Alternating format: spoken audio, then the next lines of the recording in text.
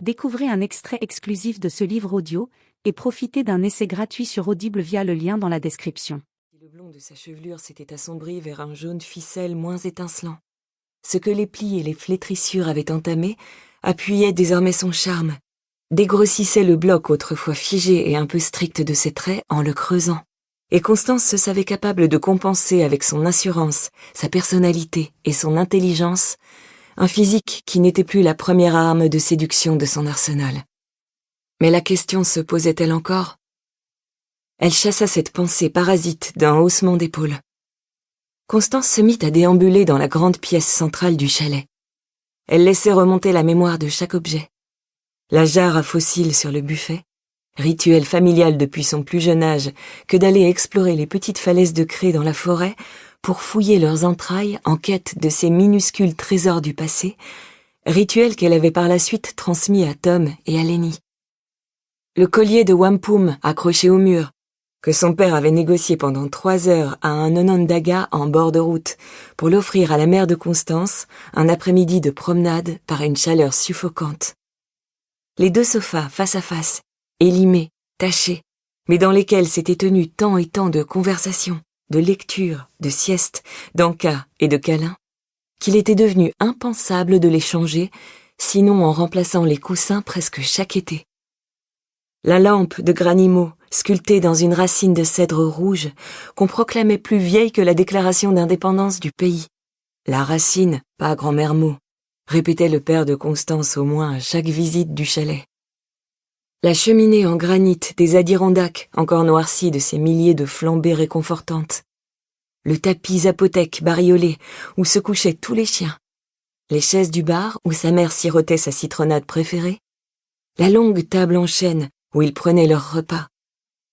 Partout où se posait le regard de Constance, une myriade de visions émergeait sans effort.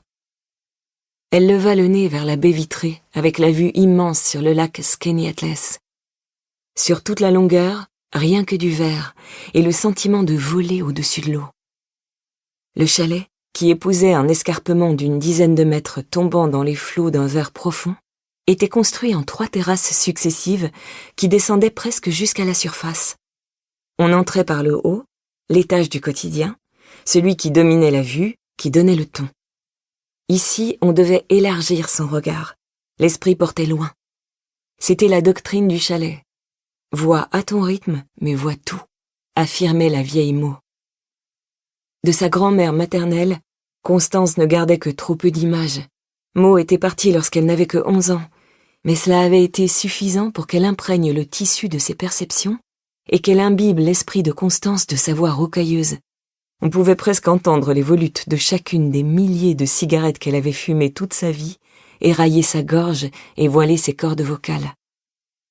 C'était elle qui l'appelait Connie, surnom que Constance détestait, mais à Granny Mo, on ne pouvait s'opposer.